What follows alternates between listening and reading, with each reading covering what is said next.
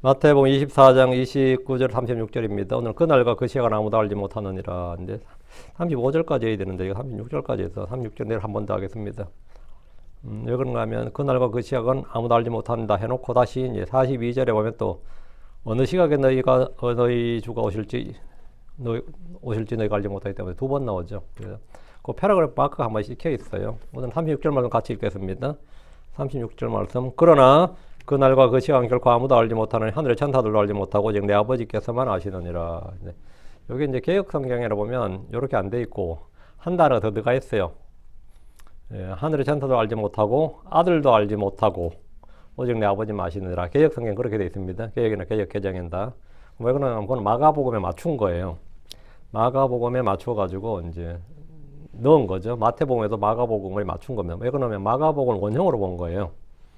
근데 성경이 이제 주님께서 마태복음에는 그 말이 없고 마가복음이 있고 또 누가복음하고 또 이게 복음서 차이가 있는 거죠. 그 차이를 인정을 안 해서 그런 겁니다.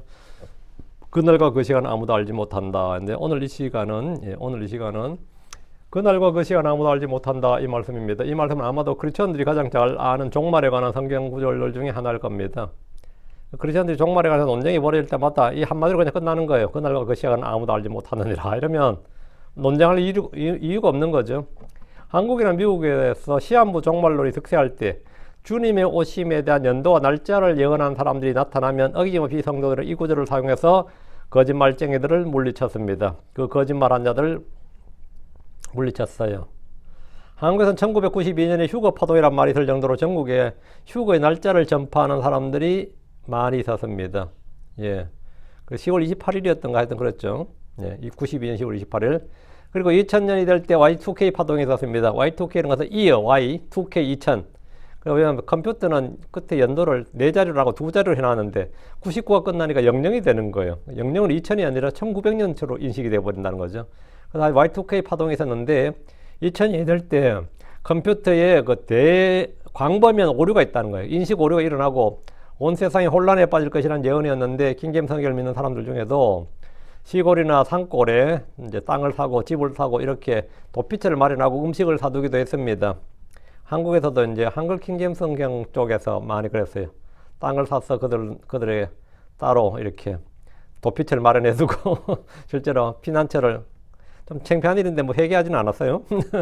그런 적이 있었는데 그걸 굉장히 현명한 것처럼 지혜로운 것처럼 이렇게 했습니다. 마태복음 24장 36절 말씀에 따르면 이런 예언을 하는 사람들은 100% 거짓말쟁이라는 사실을 우리는 확신 있게 말할 수 있습니다. 그럼에도 미혹의 영, 점치는 영에 사로잡힌 소위 예언가들, 예언의 은사를 받았다는 사람들에 의해서 끊임없이 전파되는 이 거짓 진리 중에 하나가 이 종말의 날짜 연도입니다.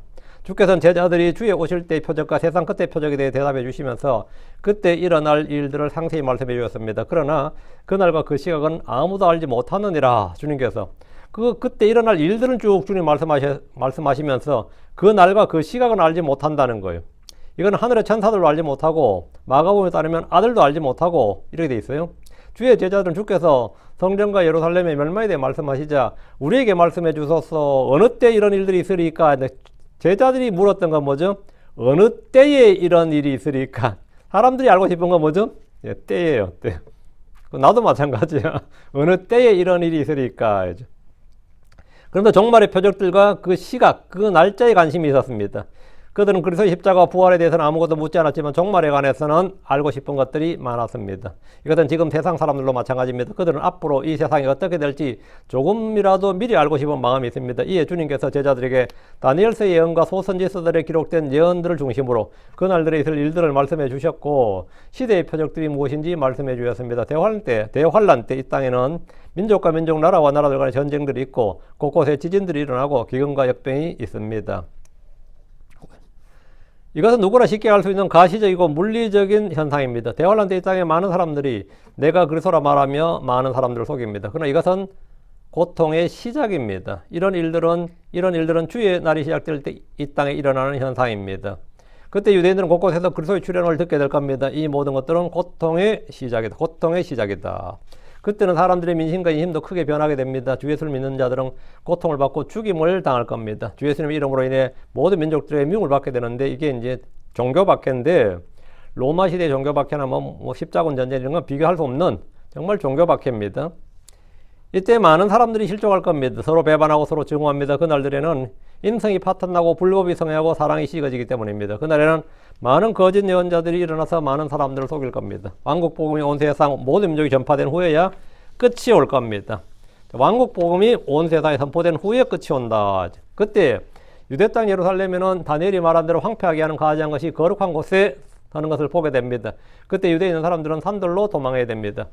모든 사람들은 집으로 들어가지 말고 급히 도망해야 됩니다. 주께서는 이 일이 겨울이나 안식일에 일어나지 않도록 하라고 기도하라고 하셨는데 큰 환란이 있기 때문입니다. 큰 환란은 세상이 시작된 이래로 없었던 환란이고 앞으로도 없을 환란입니다. 안식교를 비롯한 많은 크리스천들이 이것을 주 70년에 일어난 로마의 예루살렘 침공 그 전쟁, 그 로마와 예루살렘의 전쟁으로 해석을 합니다. 그들은 이것이 앞으로 일어날 예언적 사건이 아니라 이미 일어난 역사적 사건으로 해석합니다. 그때 이미 주님이 말씀하신 전쟁, 기근, 역병이 다 일어났다는 주장인데 제가 아는 목사님 중에서 굉장히 유명한 목사님이셨어요. 뭐 극동방송에 나오고 킹제임스 성경 쪽 좀 선구자격이었는데 그분도 요한계시록은 이미 역사적으로 다 성취된 사건이라고 강력히 주장해요. 자기도 옛날에 이렇게 미래적 해석으로 했는데 그 다 이제 헛소리고 난 바꿨다. 역사적 사건이 역사적 해석이다. 이렇게 했는데 그럼 그들의 말이 거짓이 오류란 것을 어떻게 알 수 있습니까? 그럼 그들의 말이 그렇게 말하면 그게 거짓말이다. 오류다. 어떻게 알 수 있어요? 그날에 그 땅에 남은 자들이 절대 하지 말아야 할 일은 그리스도를 믿지 말라는 거죠. 그리스도를 믿지 말라는 겁니다. 누가 그리스도라고 하고 어디에 그리스도가 있다고 말해도 절대 믿지 말아야 됩니다. 누가 큰 표적을 행하고 권능을 행한다 해도 믿지 말아야 됩니다. 그날에는 사람들이 그리스도를 믿지 않는 것이 속지 않는 겁니다. 주 70년에는 그들이 그리스도를 믿지 말아야 되는 것이 아니라 반드시 믿고 구원받아야 됩니다. 주 70년에는 예수를 안 믿어야 되는 게 아니라 그리스도를 믿어야 돼요. 주 예수님의 재림은 번개가 동쪽에서 나서 서쪽까지 번쩍이는 같이 옵니다. 왜? 주님이 맨 앞에 서시고 그분의 성도들, 그분의 천사들과 성도들이 뒤를 따르면 진짜 번개가 쫙 동서에 번쩍이는 거 그렇게 쫙 오는 거예요. 그건 다 가시적인 거 보이는 겁니다. 주 70년은 주의 공중재림이나 지상재림이 없었습니다. 어떤 날에도 그런 현상이 없었어요. 그 유대 전쟁사에도 그런 게 없습니다. 유대에 있는 자들이나 크리스천들 중에 하늘로 들림받은 사람은 한 명도 없습니다. 그러므로 이것은 절대로 주 70년에 있었던 예루살렘의 침략 사건이 아닙니다.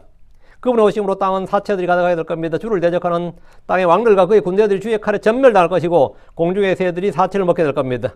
그러나 로마가 예루살렘을 침공할 때 어떤 왕들도 예루살렘으로 오지 않았습니다. 땅의 어떤 왕들도 예루살렘으로 오질 않았다고요. 로마가 지금 싸우는데 누가 와요, 감히? 누가 로마를 대적해? 그렇다고 로마가 싸우는데 로마에게 힘을 보태야겠다고 전 세계 왕들이 왔느냐? 그것도 아니단 말이죠. 공중의 새들이 이제 사체를 먹는다. 그러니까 주를 대적하는 땅의 왕들과 그의 군대들이 주의 칼에 전멸당하고 공중의 새들이 그들의 사체를 먹게 될 것이다 했는데 공중의 새들이 사체를 먹는다. 그거는 70년도 있었던 일을 하지만 있었다 하지만 나머지 것들, 땅의 왕들이나 그의 군대들, 이건 전혀 성립되는 말이 아닙니다. 이것이 주께서 제자들에게 말씀하신 주께서 오시는 때의 표적과 세상 끝의 표적입니다. 주 70년은 로마의 침략으로 많은 사람들이 죽은 것은 맞지만 땅의 왕들이 연합해서 주를 대적하여 싸우는 전쟁이 아니었습니다. 전혀 주를 대적하여 싸우는 전쟁이 아니었어요. 그리고 주 70년의 전쟁은 주 70년 로마 침략은 종교전이 아니었습니다. 종교전이 아니었어요. 주께서 이것들을 말씀하시면서 그날과 그 시각은 아무도 알지 못한다고 하셨습니다. 사도들도 그때를 알지 못했습니다. 그때와 기한은 아버지의 권능 안에 두었습니다.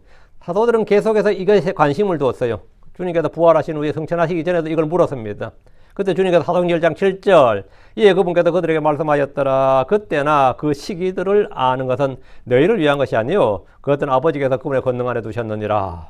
그것은 아버지의 고유 권한이라서 사도행전 1장 7절에 따르면 너희가 알 바가 아니고 너희가 관심 가질 게 아니다 이 말이죠. 너희들은 그냥 복음을 전하면 된다는 거예요. 제자들이 알지 못하는 것은 충분히 이해가 갑니다. 제자들이 알지 못한다. 알지 못하겠죠.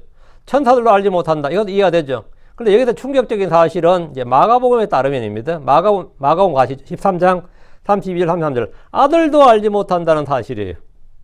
마가복음 13장 32절 33절 그러나 그날과 그 시간 결코 어떤 사람도 알지 못하니 하늘에 있는 천사들도 알지 못하고 아들도 알지 못하며 이 부분 아들도 알지 못하며 아버지만 아시느니라. 너희는 주의하여 깨어 기도하라. 이는 너희가 그때가 언제인지 알지 못함이라. 너희는 뭐 그때가 언제인지 알지 못함이라. 성경은 주께서 오시는 날 시각을 추측도 하지 말라는 것인데 이유는 딱 한 가지입니다. 교회 시대의 기간이 얼마나 될지 아무도 알 수 없기 때문입니다. 교회 시대의 기간이 구약 성경 어디도 예언이 안 돼 있습니다. 예언이 안 돼 있어요. 다니엘 69주 70주 사이에 2000년이 넘는 예언의 골짜기라는 교회 시대가 있습니다. 이것은 예언자들 중 아무도 말하지 않았던 부분입니다. 그래서 크리스천들은 우리도 언제 주의 날이 시작될지 알 수가 없습니다. 이 땅에서 크리스천들이 저 하늘로 옮겨지는 날, 이 땅은 주의 날이 시작되는 날입니다. 우리에게는 그리스도의 날, 땅에는 뭐다? 주의 날이 되는 거죠. 이 날은 성도들에게 크고 놀라운 날입니다. 땅에 있는 자들에게는 크고 두려운 날, 고통의 날, 슬픔의 날, 재앙의 날, 폐허가 되는 날입니다. 한 가지 분명한 것은 누구도 주의 오시는 날 시각을 알 수 없다. 그러니까 교회의 시대가 언제까지 지속될지를 알 수 없다 이 말입니다. 이것만 알 수 있으면 뭐 다음 7년 대환란이고 다음 천년왕국이고 다음 영원세계 딱 플랜이 딱 짜여 있잖아요. 그래서 성경은 그러므로 깨어있어라. 이는 너희가 어느 시각에 너희 주가 올지 알지 못하기 때문이라. 이렇게 지금 42절에 나오죠. 너희가 어느 시각에 너희 주가 올지 알지 못하기 때문이라. 누군가 주의 오심을 계산했다. 뭐 계시를 받았다. 이렇게 말하면 그의 말은 100% 거짓말입니다. 이거 뭐 볼 것 없이 거짓말이에요. 자, 본문 봅니다. 29절. 그날들의 환난 뒤에 즉시 해가 두어지리라. 그리고 날이 자기 빛을 내지 아니할 것이요 또 별들이 하늘에서 떨어지리라. 그리고 하늘들의 권능들이 흔들리리라 했죠. 그날들의 환난 뒤에라는 말 언더라인 척 하시고요. 그날들의 환난 뒤에 이래 돼 있죠. 이 말은 어느 시점을 말한 겁니까? 이 말을 그날들의 환난 뒤에 하니까 대환란 뒤에 이렇게 해석해 버리면 뭐가 되는 거죠? 대환란 뒤에 해가 어두워지는 거 되잖아요. 대환란 때 해가 어두워지겠지. 대환란 뒤에 해가 어두워지면 어떡해? 대환란 뒤에는 주님 오시는데. 말이 좀 꼬이게 된단 말이죠. 저 이 구절 가지고 시비건 많이 봤거든요. 그날들의 환란 뒤에 이거죠. 어느 시점이에요? 어떤 분은 대환란이 끝난 후라고 이해합니다. 성경에 후라고 돼 있지 않느냐 이러거죠. 막 이거 따지듯이 한 부분은 봤어요. 그날들의 환란 뒤에 즉시 해가 어두워지리라 이래 돼 있단 말이죠. 근데 우리 소선지서나 되면 이 해가 어두워지는 사건은 많이 나오는데 그날들의 환란 뒤에라고 돼 있다 이거죠. 환란 뒤에. 그럼 대환란이 끝난 후가 맞지 않느냐는 겁니다. 대환란이 끝난 후에 해가 어두워지고 달이 자기 빛을 내지 않는다는 것은 뭔가 이상합니다. 대환란이 끝나면 주께서 민족들을 심판하시고 왕좌에 올라서 왕국을 세웁니다. 그럼 빛의 왕국이고 의의 왕국이에요. 그런데 그날에 해가 어두워지고 달이 자기 빛을 내지 않고 별들이 하늘에 떨어지는 것은 있을 수 없는 일이죠. 그날들의 환란 뒤에 즉시 immediately 이건 즉시죠. 즉시 after the tribulation of those days 그날들의 환란들 뒤에 이래 되단 말이죠. 이 말씀은 대환란 동안에 있는 재앙들이 일어나는 일들, 그 날들 중에 몇 가지를 말합니다. 그 날들의 환란 뒤란 것은 예루살렘의 파괴와 성소의 파괴를 말합니다. 예루살렘이 파괴되는 날, 성소가 파괴되는 날 뒤에 즉시 해가 어두워진다고요. 이 말이 그 말이에요. 이 일은 계시록 6장 12절 13절에 나오는데 여섯째 봉인이 열린 뒤 이 말입니다. 여섯째 봉인이 열린 뒤. 그럼 첫째 봉인부터 여섯째 봉인까지인데 여섯째 그 날들 후에 뭐다? 해가 어두워진다고. 그럼 일곱째 하면 끝이죠. 그러면 이제 대환란 끝나는 거죠. 자, 계시록 가시죠. 한번 보지 뭐. 한번 뒤에 직접 보시죠. 계시록 6장 12, 13절.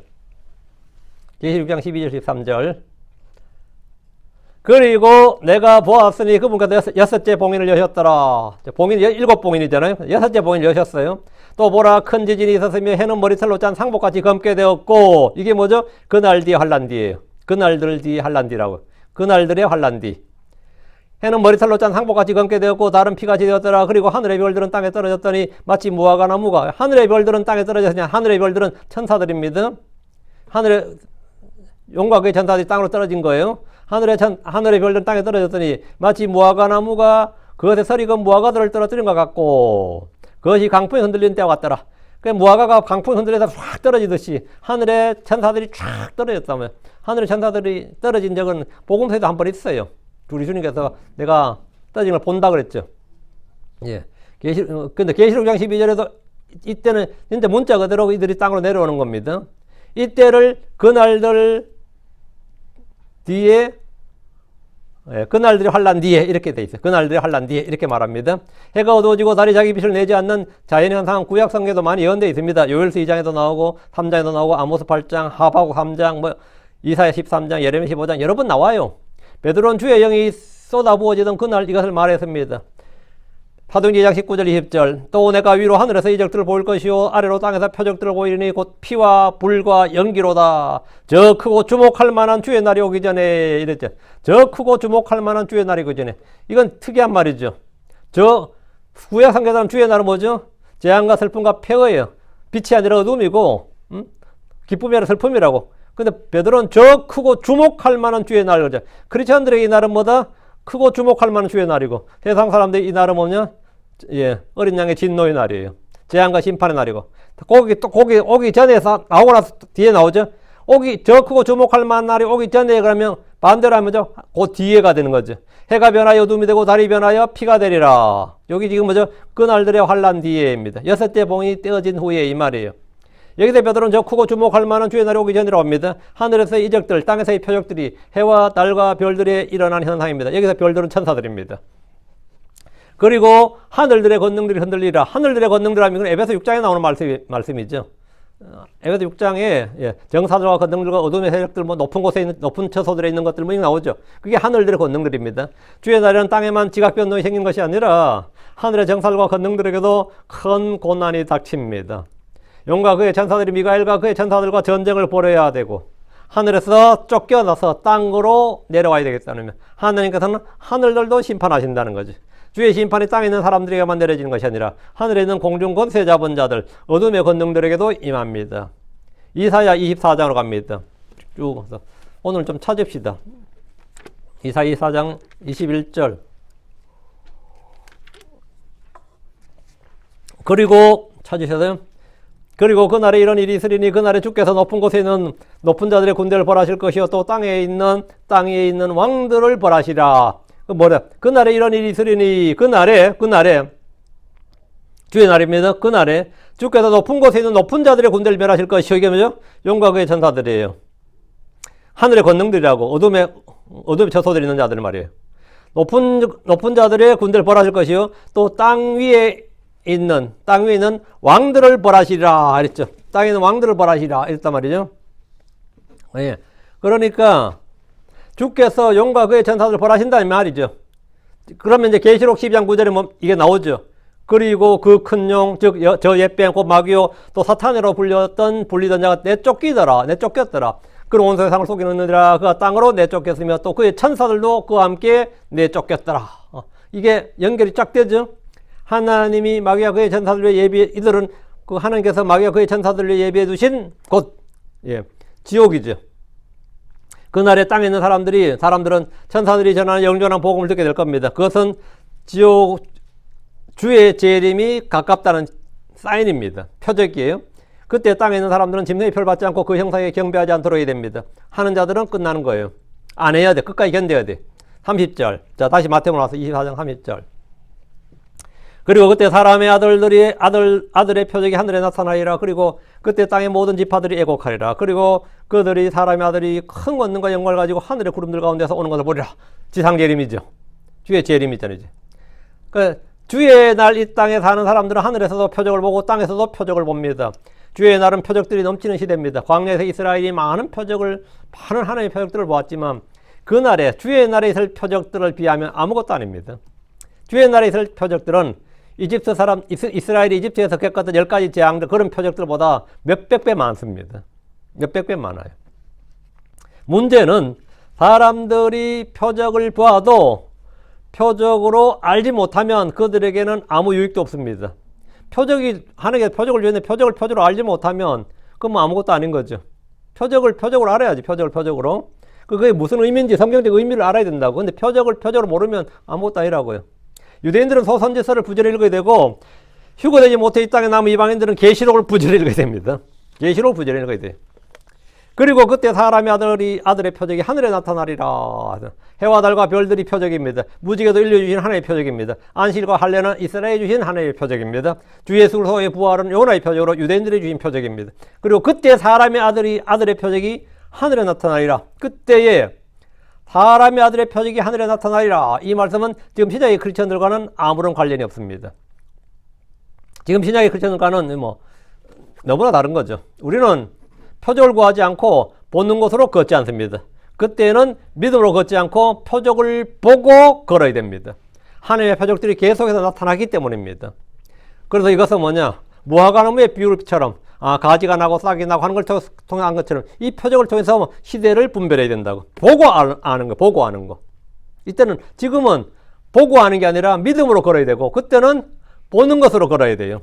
나타나는 표적들 통해서 보거든 도망가라. 보거든 뭐 하라. 이래야 되는 거죠.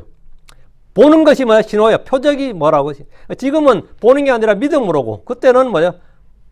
보는 것으로 옵니다. 보는 것으로. 뭐가 일어나면 하늘에 뭐가 일어나고 땅에 뭐가 일어나는 걸 자꾸 봐야 돼요.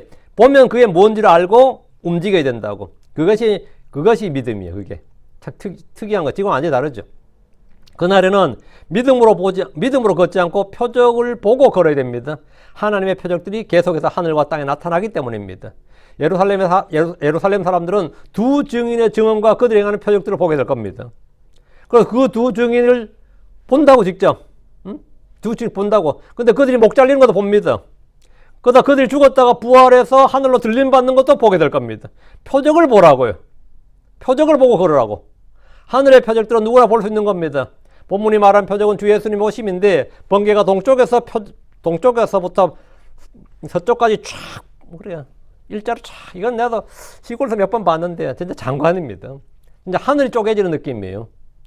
근데 참 특이하게도 도심 생활하니까 이런 걸 못 보게 되더라고요. 시골선 참 이런 걸 많이 보는데 그러면 진짜 하나님의 영광과 위엄 뭘 무신론자들도 그냥 느껴요. 신격을 그냥 느껴. 근데 이제 이 도심 생활하면 맨날 뭐 아파트에다가 보는 게 사람들이 만든 것밖에 없는 거. 조형물이라는 게. 도로도 땅을 보는 게 아니라 아스팔트를 보게 되잖아요. 집들도 뭐 땅이 전부 다 뭐 콘크리트 보게 되죠. 밤에는 별을 보는 게 아니라 뭐 가로등을 보게 되고. 하늘에 별이 안 보여요. 도시 살면. 시골 살아봐. 은하수가 쏟아집니다. 정말. 그 별들이 아브라함한테 저 별들을 보라고 해서 저런 별이었구나 싶어요. 저 수가 어떻게 별들 셀 수 있나 보라면 못 세지. 근데 여기서 보면 셀 수 있나 보라면 보여요. 몇 안 되는데 싶어요. 하늘에 별들이 몇 개 보여요. 희한하더라고. 도시 생활하니까 별이 안 보여요. 지금도 여러분 시골 가면 달라질 겁니다. 쏟아질 겁니다. 쏟아져. 예. 근데 주 예수님의 오심, 하늘의 표적들은 다 보인다고. 하늘의 표적들은 누구나 볼 수 있는 거예요. 본문이 말한 표적은 주 예수님 오심인데 번개가 동쪽에서 서쪽으로 번쩍이는 것 같이 그렇게 주의 오심을 볼 수 있다는 겁니다. 주의 음성은 천둥 소리 같고 주의 오심은 번개가 빛을 비추는 것과 같습니다. 3절. 그리고 그때 땅의 모든 지파들이 애곡하리라. 그때 땅의 모든 지파들이 주의 오심을 볼 것인데 그들은 그날에야 비로소 예수님이 주요 그리스도인 것을 알게 됩니다. 그리스도인들은 주의 오심을 기뻐하고 소망합니다. 그러나 땅에 있는 자들은 주의 오심이 재앙입니다. 이 구절을 보면 계시록 1장 7절이 자동으로 떠오릅니다. 계시록 1장 7절로 가죠. 계시록 1장 7절.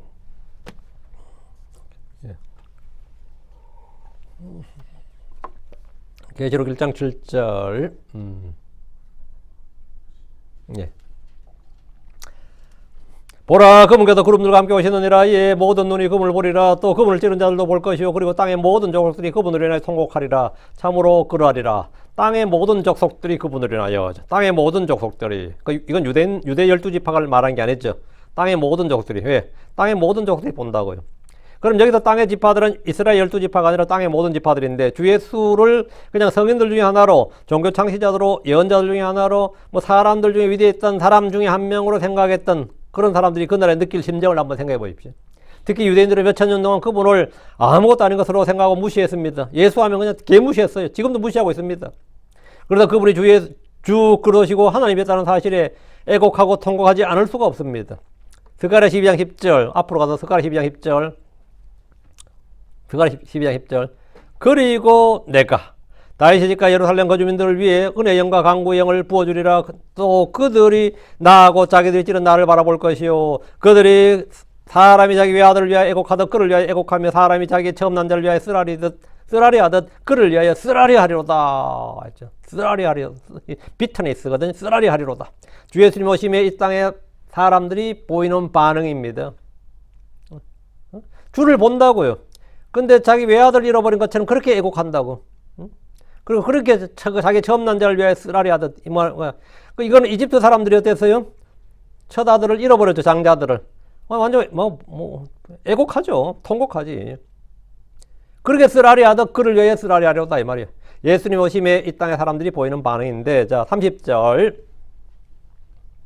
그리고 그들이 사람의 아들이 권능과 큰 영광을 가지고 하늘의 구름들 가운데, 이 하늘의 구름들은 영광의 제키나요. 하늘의 구름들 가운데서 오는 것을 보리라. 땅에 있는 사람들은 예수님께서 큰 권능과 영광을 가지고 하늘의 구름들 가운데서 오는 것을 봅니다. 주께서 가시적으로 물리적으로 하늘에서 땅으로 오시기 때문이다. 영으로 오시는 거 아닙니다. 영으로 오시는 거 아니에요? 하늘에서 직접 눈에 보이도록 오시는 거예요. 구름들 가운데서. 주께서는 가시적으로 물리적으로 하늘에서 땅으로 오시는데, 흰말을 타고 천사들과 함께 오는 그분의 모습은 누구나 목격할 수 있습니다. 그분이 오시면 이 땅의 모든 혼란이 깨끗하게 정리됩니다. 계시록 19장으로 갑니다. 11절, 14절, 15절. 계시록 19장 11절. 또 내가 하늘이 열린 것을 보았으며 또 흰말을 보았더라. 그리고 그 위에 사신 분은 신실하시니 참되신이라 불리더라. 또 그분은 의로 심판하시며 전쟁을 하시니라. 자, 예수님이요, 하늘이 열렸다잖아요. 그리고 예수님이 흰말을 타고 내려오시는 거죠. 이 전쟁이 전능자의 큰 날에 있는 전쟁입니다. 자, 14절. 그리고 하늘에 있던 군대들이 희고 깨끗한 고운 아마포 옷을 입고 흰말을 타고 그분을 따랐더라. 그리고 그분의 입에서 예리한 검이 나오는데 그분께서 그 검으로 민족들을 치시고 또 철장으로 그들을 다스리시리라. 그리고 그분께서 전능자 하나님의 맹렬한 진노의 포도즙들을 밟으시느니라. 주께서 오실 때 하늘에 있던 군대들이 흰말을 타고 그분을 뒤따릅니다. 그분의 입에서는 예리한 검이 나오는데 그 검으로 민족들을 치십니다. 그날에 주의 칼에 죽임을 당할 자들이 많습니다. 철장으로 그들을 다스린다는 것은 의의 통치를 말합니다. 맹렬한 진노의 포도즙 틀을 밟으시듯이, 포도즙들을 밟으면 포도즙 다 터지잖아요. 그와 같이 이 땅이 그게 포도즙 틀이 된다면, 가나안 땅, 그 팔레스타인 땅에 포도즙 틀이 된다면 거기서 다 죽는다 이 말입니다. 그래서 다 밟혀 죽는다고. 주님에게 다 심판을 받아 죽는다고. 이것은 이미 구약 성경에 모두 예언되어 있는 것이고 계시록에서는 어떻게 성취되는가를 보여줍니다. 31절. 마태복음 24장 31절. 그리고 그가 큰 나팔 소리와 함께 자기 천사들을 보낼 것이요. 그리고 그들이 그의 선택받은 자들을 하늘 이 끝에서 저 끝까지 사방에 함께 모으리라. 주님께서 오셔서 천사들을 사방을 보낸다고. 자, 이때의 사역자들은 사람이 아닙니다. 목사도 아니고 사도도 아니고 예언자도 아니에요. 천사들입니다. 주의 날의 특징 중 하나는 이 땅에서 일하는 사역자들이 천사들이라는 겁니다. 천사들이 주의 명령을 받아서 이 땅에서 이런저런 일을 합니다. 영존하는 복음을 전하는 자도 천사입니다. 심판의 집행자도 천사입니다. 마귀를 끝없이 깊은 구덩이에 가두는 것도 천사예요. 다 천사예요. 땅에 흩어진 이스라엘을 모으는 것도 천사들입니다. 주께서 큰 나팔 소리와 함께 자기 천사들을 보낸다고 했는데 성경에는 두 종류의 천사들이 있습니다. 하나님의 천사들이 있고 마귀의 천사들이 있습니다. 거룩한 천사들이 있고 범죄한 천사들이 있습니다. 큰 나팔 소리와 함께란 말에서 이것은 유대 7절기 중에서 나팔절과 연관되어 있지 않을까 생각합니다. 많이들이 교회 휴거를 나팔절에 적용하지만 교회 휴거는 분명히 오순절과 연관되어 있습니다. 아마도 우리가 어느 날 휴거된다면 오순절 때쯤일 겁니다.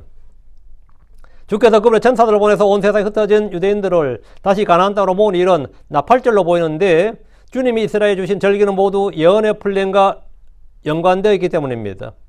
지금 31절에 그리고 그들이 그의 선택받은 자들을 하늘 이 끝에서 저 끝까지 사방에서 함께 모으리라 했죠. 이 말은 아프리카, 아시아, 유럽 이 지구촌 전체를 말해요. 그 하늘 이 끝에서 저 끝까지 사방에서 함께 모으리라. 그들은 주의 천사들입니다. 그의 선택받은 자들은 이스라엘입니다. 함께 모은다는 것은 유대인들의 민족적 귀환을 말합니다. 이건 이사야 43장 5절 6절에 나와요. 이사야 43장 5절 6절. 두려워하지 말라. 이는 내가 너와 함께 있기 때문이니 내가 내 신을 동쪽에서부터 데려올 것이요 또 너를 서쪽에서부터 모으리라.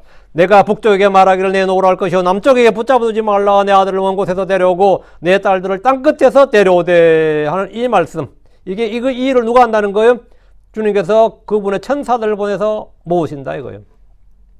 주님은 이스라엘 흩어짐에 대해서도 말씀하셨고 그들을 다시 모을 것도 말씀하셨습니다. 이 일은 사도들이나 그분의 제자들이 할 일이 아니라 그분의 천사들에게 맡겨진 사역입니다.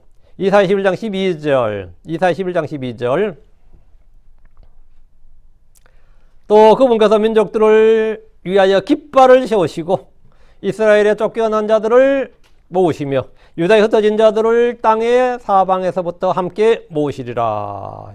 우리는 구약 성경에서 이런 예언들을 수없이 많이 볼 수 있습니다. 주 예수님께서 이 말씀들이 주의 날 주께서 그분의 천사들을 보내 성취할 일입니다. 성취하실 겁니다. 다시 마태복음 와서 32절.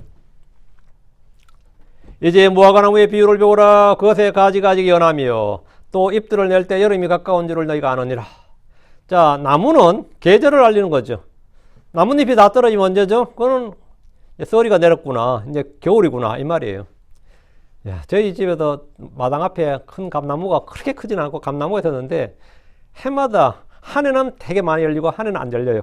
근데 앞마당에도 감나무 한 그루가 있고 뒷마당에도 한 그루가 있는데 앞마당에 많이 열릴 때는 뒷마당에 안 열려.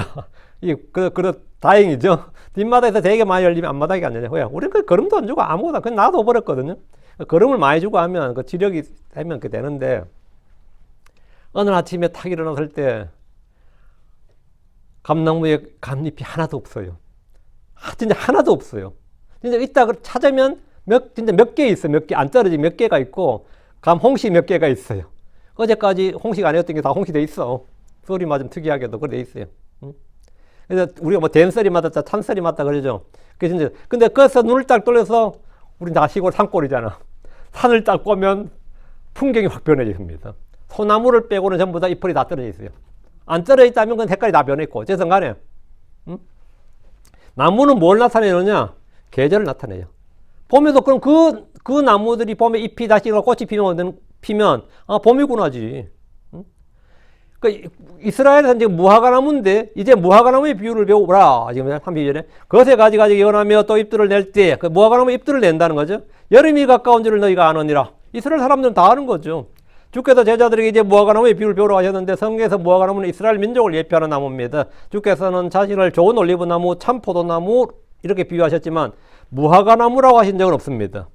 주님께서 자신을 포도나무라고 비유하신 적이 있는데 올리브나무라고 하신 적도 있는데 무화과나무라고 하신 적 없어요. 무화과나무는 아담과 이브가 범죄한 후에 자기를 가릴 치마를 만들 때 처음 사용했던 나무가 무화과나무입니다. 무화과나무 잎으로 만들었어요. 열매 없고 잎만 무사한 무화과나무는 주님께서 저주하신 유일한 나무입니다. 마태복음 21장 19절에 이제부터 영원토록 내게서 아무 열매도 자라지 아니하리라. 그러자 즉시 무화과나무가 말라버렸더라.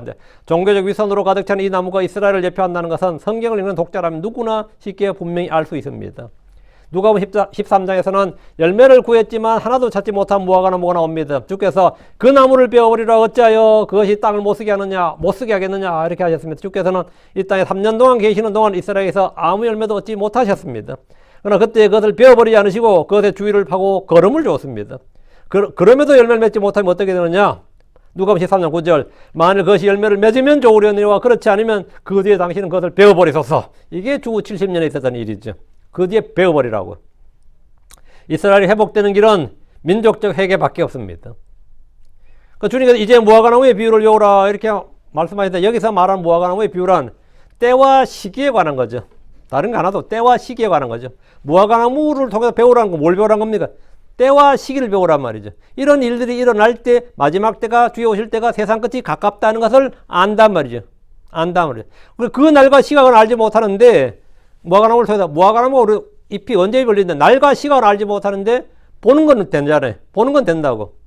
우리는 나무를 보면 계절을 알 수 있습니다. 이스라엘에는 무화과나무가 많았기 때문에 누구든지 그 나무를 볼 때 그것에 가지가지 연하며 잎들을 낼 때 여름이 가까운 줄로 압니다. 한국 사람들에게도 계절의 절정이라 불리는 나무들이 있습니다. 벚꽃, 매화, 목련은 봄의 절정으로 알려져 있습니다.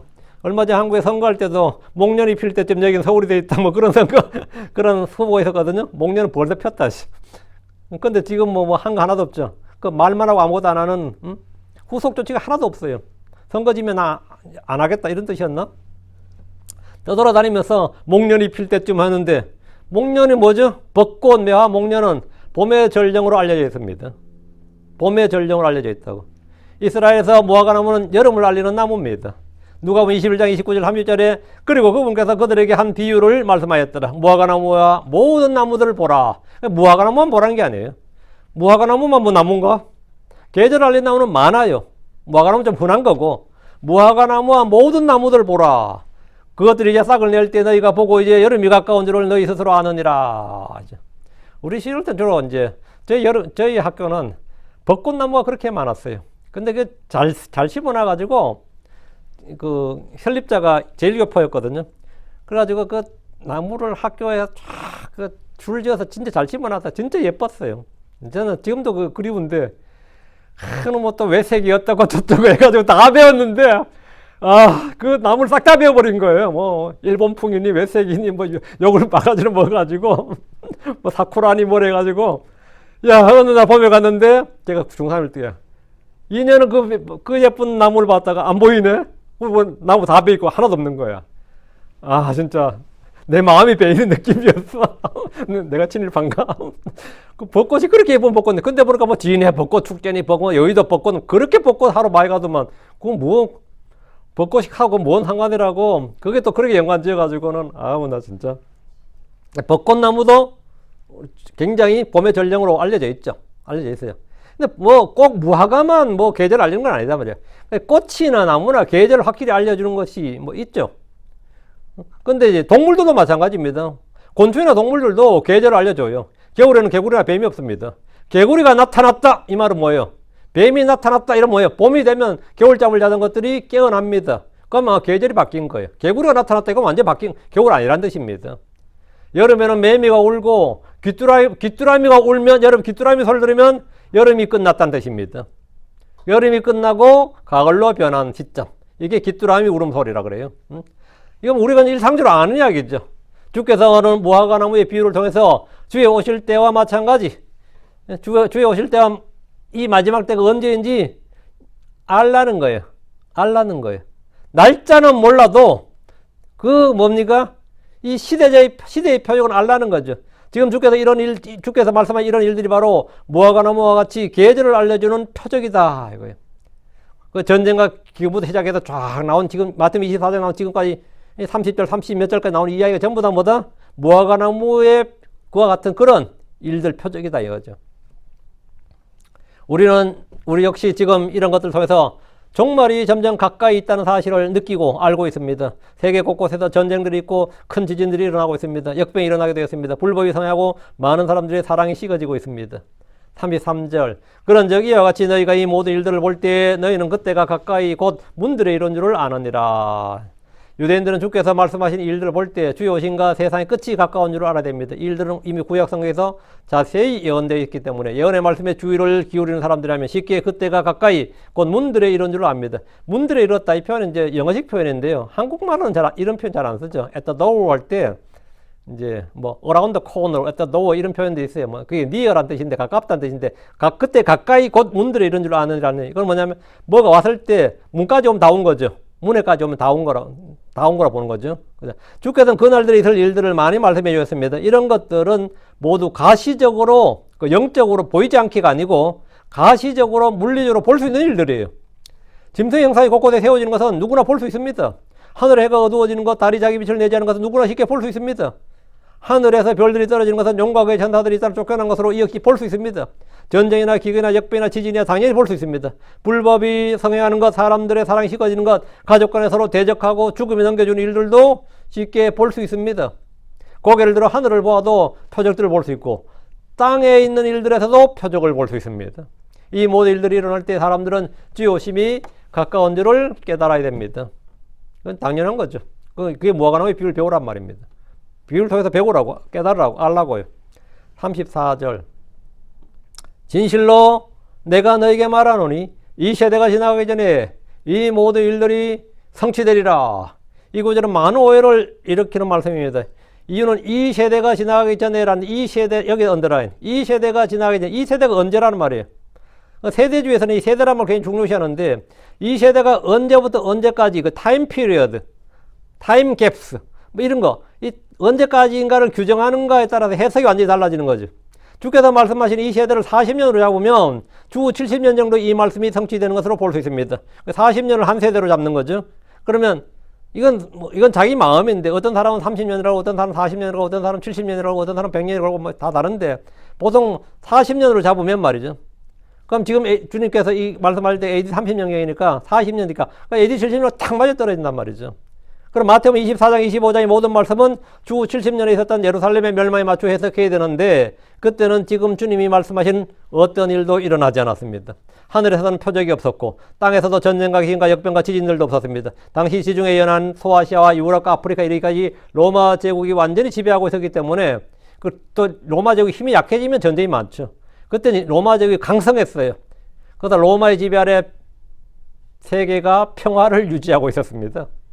그렇다면 이 세대가 지나가기 전에라고 할 때 이 세대는 40년, 70년, 100년 같은 그런 시간으로 잡을 수가 없습니다. 주께서 말씀하신 이 세대는 이 세대가 지나가기 전에 이 세대는 뭐냐? 대환란까지를 말합니다. 지금 있는 하늘과 땅, 현세 사회라면 천년왕국이 끝날 때까지, 지금 있는 하늘과 땅, 이 현세상이 할 때는 이 현세상 뭡니까? 아담부터 언제까지? 천년왕국까지예요. 그럼 이 세대가 지나가기 전에 이 말씀은 주께서 말씀하신 마지막 날들인데 주의 오심부터 다시 오심까지입니다. 초림에서 재림까지가 이 세대예요. 이 모든 일들은 주께서 오시기 전에 다 성취된다 이 말입니다. 주의 입에서 나온 말씀은 헛되이 돌아오지 않습니다. 주의 말씀은 1.1핵도 떨어지지 않습니다. 주의 말씀은 살아있고 권능이 있습니다. 주의 말씀은 매이지 않습니다. 주의 말씀은 확실합니다. 주의 말씀은 완전합니다. 주의 말씀은 깨어지지 않습니다. 주의 말씀은 떨어지지 않습니다. 자, 35절. 하늘과 땅은 없어지리라. 그러나 내 말들은 없어지지 아니하리라. 하늘과 땅은 없어지리라. 하늘과 땅이 없어져요? 지금은 하늘과 땅은 없어집니다. 이 말씀은 예언의 말씀이 얼마나 확실하게 성취되는지를 확증해 주신 겁니다. 주의 말씀은 1.1획도 떨어지지 않고 성취될 것이란 말입니다.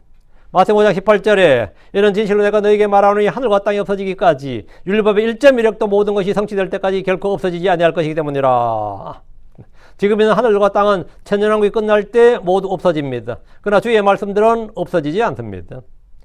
그러나 내 말들은 없어지지 아니하리라. 주의 말씀은 영원히 지속됩니다. 주의 말씀은 완전합니다. 주의 말씀은 오류가 없습니다. 주의 말씀은 순수합니다. 주의 말씀은 영감으로 주어졌습니다. 주의 말씀은 떨어지지 않습니다. 주의 말씀은 1.1회까지도 결코 없어지지 않고 모두 성취됩니다. 주의 말씀은 영원히 보존됩니다. 하나님의 말씀은 하나님 자신입니다. 주의 말씀들은 영이고 생명입니다. 지금 주께서 하시는 말씀들은 사람들이 무시하고 멸시하고 버리고 아무것도 아닌 것을 취급해도 그 말씀은 그대로 영원히 지속되고 모든 말씀이 다 이루어집니다. 이 세상의 모든 것은 그분의 말씀으로 창조되었습니다. 만물은 그분의 권능의 말씀으로 붙들려 있고 지속됩니다. 하늘과 땅은 없어지리라. 하늘과 땅은 언제나 그대로일 것 같지만 세상에 변하지 않는 것, 쉬하지 않는 것, 없어지지 않는 것이 없습니다. 히브리서 1장 10절 12절. 히브리서 1장 10절 12절. 또 주여 당신께서 처음에 땅에 기초를 놓으셨나이다. 또 하늘들은 당신의 손이 이루어진 작품들이로되 그것들은 멸망하리이다. 하늘들은 멸망한다고요. 그러나 주께서는 여전히 계시고 그것들은 다 옷같이 낡아지리다. 땅의 기초나 하늘들은 옷같이 사라지고 낡아지고 사라진다고요. 해 아래 영원한 것은 없다는 사람들의 말은 어느 정도 진리입니다. 자, 12절. 그리고 의복같이 주께서 그것들을 접으시리니 이에 그것들이 변하리이다. 주께서 창조하신 것들이 멸망하고 낡고 변합니다. 그러나 주는 동일하시고 변치 않습니다. 주의 말씀도 영원히 지속됩니다. 주의 말씀은 떨어지지 않습니다. 다시 36절. 그러나 그날과 그 시각에 관해서는 아무도 알지 못하나니 아니라 하늘의 천사들도 알지 못하고 오직 내 아버지만 아시느니라. 주님은 세상 끝에 표적 위에 오시는 날의 표적에 대해 상세히 말씀해 주셨습니다. 그러나 그날과 그 시각은 알지 못한다. 그날과 그 시각은 아무도 알지 못한다. 주님은 무화과 나무의 비유를 배우러 가시면서 나무의 가지와 잎사귀를 통해서 여름이 가까운 줄 알라고 하셨습니다. 가까운 줄 알라. 이까지는 계절은 우리가 시즌은 알아야 됩니다. 데이 앤 타임은 모르고 시즌은 알고 꽃이나 풀이나 나무를 보면 계절의 추위를 알 수 있습니다. 그와 같이 우리는 시대의 표적을 분별할 수 있습니다.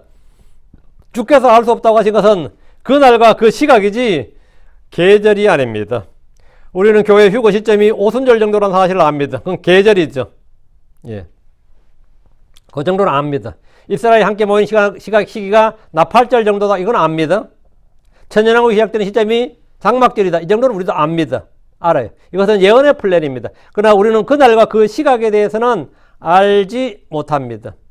주께서 알지 못한다 하시면서 아니라 노 이렇게 했는데 아니라 네이 이렇게 하셨는데 이거 한 번 더 강조하신 겁니다. 하늘의 천사들도 그 시각은 그날과 그 시각은 알지 못합니다. 아들이신 예수 그리스도도 알지 못합니다. 오직 내 아버지만 아시느니라. 이 말은 예수님의 신격이 아버지 하나님보다 더 열등하다, 더 낫다, 비교할 수가 없다, 아버지와는 다르다 이런 교리를 만들어내기도 했습니다. 여호와의 증인들은 이 구절 딱 보면 봐라. 하나님은 아버지만 아신다고 아버지와 예수는 다르다 이렇게 이 구절과 관련해서 마가복음 13장 32절 33절 아까 읽었던 거 다시 한번 마가복음 13장 32절 33절은 여호와의 증인들이 예수님은 참 하나님이 아니라 피조된 신으로 하나님과 동등이 아니라고 주장하는 근거 구절들 중에 하나로 쓰이고, 이 구절을 이제 들이밀 때 성도들 좀 난감해해요. 난감해합니다. 마가복음 13장 32절 33절 그러나 그날과 그 시각은 결코 어떤 사람도 알지 못하나니 하늘에 있는 천사들도 알지 못하고 아들도 알지 못하며 아버지만 아시느라. 여기 아들도 알지 못하며 여기 언더라인 너희는 주의하라 깨어 기도하라 이는 너희가 그때가 언제인지 알지 못함이라. 하나님도 모르고 예수 그리스도 자신도 모르고 천사들도 모르고 사람은 당연히 모르는데 이는 너희가 사도들도 그때가 언제인지 알지 못한다. 마태복음에는 아들도 알지 못하고란 말씀이 없는데 마가복음에는 아들도 알지 못하고 있어요. 왜? 이것이 복음서의 기록 관점이라는 겁니다. 마가복음은 종의 관점이에요. 예수님이 종의 관점이기 때문에 종은 족보가 필요 없어요. 그래서 승천했다 이런 것도 없습니다. 마가복음 승천이 있을 것 같은데 마지막에 잠깐만. 예, 이 족보가 없어요. 그러니까 마가복음의 핵심은 뭐다? 예, 종이에요. 승천이 있어요. 마가복음 16장 19절에 있죠. 승천이 있어요. 자. 이제 이런 구절 보면서 이제 근데 우리가 좀 느끼기에 주님 분명히 나와 내 아버지 하나이니라 이런 구절 있잖아요. 요한복음 5장에. 근데 어찌되었든 간에 말이에요. 주 예수님께 나와 아버지 하나이니라 이런 말씀인데, 이런 말씀은 삼위일체로 강력히 지지하는 구절이란 말이에요. 나와 내 아버지 하나이니라. 완전히 완벽하게 이거는 빼도 박도 못 하는데 지금 여기서 보면, 이건 뭔가 좀 찜찜하단 말이죠. 주께서 말씀하신 내 아버지란 표현과 바울서신서에 나오는 주 예수의 아버지는 하나님입니다. 주 예수님은 하나님의 본체, 그분의 영광이요 인격의 정확한 형상입니다. 그분은 하나님과 동등이에요. 그러나 그분께서 이 구절을 푸는 핵심은 뭐냐? 요한복음 5장 30절입니다. 요한복음 5장 30절을 보시면 돼요. 왜 아들도 알지 못하고 왜 나오느냐 이거죠. 아들도 알지 못하고 왜 나오느냐 하면 요한복음 5장 30절 나는 스스로 아무것도 할 수 없노라 이 부분이. 나는 스스로 아무것도 할 수 없노라. 예수님은 하나님 그 자신인데 하나님 본체고 하나님 동등이고 하나님 형상이고 하나님 영광이죠. 영광의 광채예요. 인격이 정확한 형상이고 하나님께서 육신을 입고 오신 분인데 나는 스스로 아무것도 할 수 없노라 이렇게 말씀하셨습니다. 주 예수님이 땅에 육신을 입고 오셨지만 그분은 아버지 안에 있고 아버지는 그분 안에 있습니다. 아버지가 내 안에 내가 아버지 안에 있다는 걸 내가 믿으라고 했어요. 그러니까 내가 아버지 안에 있지 않고 아버지가 내 안에 있지 않나 아무것도 아니라고요. 그러니까 나는 스스로 아무것도 할 수 없노라 이 말은 내가 아버지 안에 있고 아버지가 내 안에 있지 않다면 나 아무것도 할 수 없고 나는 뭐라? 처음에 말씀이 계셨더라. 그 말씀이 하나님과 함께 계셨으며 하나님과 함께 계시지 않으면 그 말은 아무것도 아니라고요. 예. 그러면 아무것도 할 수 없다라고. 나는 아무것도 할 수 없다 이 말은 나는 무능력자다 이 말이 아니라 나는 언제나 하나님 아버지가 뭐죠? 하나다는 말입니다. 동등이란 말이에요. 하나라고. 그러니까 모든 걸 할 수 있는 거죠. 그러니까 주 예수님은 이 땅에 육신을 입고 오셨지만 그분은 아버지 안에 있고 아버지는 그분 안에 있습니다. 주님은 아버지와 항상 함께 계십니다. 아버지는 나와 항상 함께 계시다 그랬어요. 자, 그렇지 않다면 뭐라? 나는 스스로는 아무것도 할 수 없어요. 나 홀로, 나 단독으로는 아무것도 할 수 없습니다. 이건 가지가 포도나무에 붙어 있어야 되는 것 같은 거지. 우리가 주 예수 그리스도에 나 아무것도 할 수 없는 것과 똑같은 거지. 그렇죠? 그 말은 뭐냐? 우리가 뭘 할 수 있다는 말은 우리는 주 예수님 안에 있고 예수님 우리 안에 있다 이 말이죠. 야, 이거는 결국 내가 아무것도 할 수 없노라 이 말은 겸손도 되지만 실은 뭐다? 주님과의 완전한 연합을 말하는 거지. 우리와 주님은 완전한 연합. 예, 우리는 그분의 가지들이고 그분의 살과 뼈들에 속한 지체들이다. 이 말이에요. 연합을 말한 거죠. 이 의미가. 그러니까 주님은 아버지와 항상 함께 계시단 말이에요. 그렇지 않으면 주님은 스스로 아무것도 할 수 없어요. 이는 내 혼이 내 몸 안에 항상 함께 있는 것 같습니다. 내 혼이 내 몸 안에 항상 함께 있어야지. 몸은 혼이 없이 스스로 아무것도 할 수 없습니다. 내 몸이 아무리 근육질이고 뭐해도 혼이 없이는 아무것도 할 수 없다고. 그 말은 뭐냐? 몸과 혼은 항상 일체하고 같이 있다 이 말이죠. 이 말씀이 바로 아들도 알지 못하며 라는 뜻입니다. 아들도 알지 못하며 이 말은 뭐냐? 나 스스로는 아무것도 할 수 없고 스스로는 아무것도 할 수 없고 그렇지만 사실은 뭐 주님 아버지 항상 함께 있고 하나이기 때문에 사실은 다 알고 다 할 수 있고 주님은 다 알고 다 할 수 있고 그러니까 주님은 이 표현은 주님께서 자신을 낮추신 편이고 주께서 사람의 모습 종의 형체를 취하셨기 때문입니다. 그래서 아들도 알지 못하고 이렇게 말한 겁니다. 아들도 알지 못하고 이 말은 나는 스스로 아무것도 할 수 없노라 이 말씀과 같은 의미에서 하신 말씀이에요. 그 말은 결국 뭐냐? 주님이 항상 나와 함께 있기 때문에 아버지가 항상 나와 함께 있기 때문에 내가 모든 걸 할 수 있고 주님 나와 항상 함께 계신 그 전자에서는 모든 걸 알 수 있고 이 말이죠.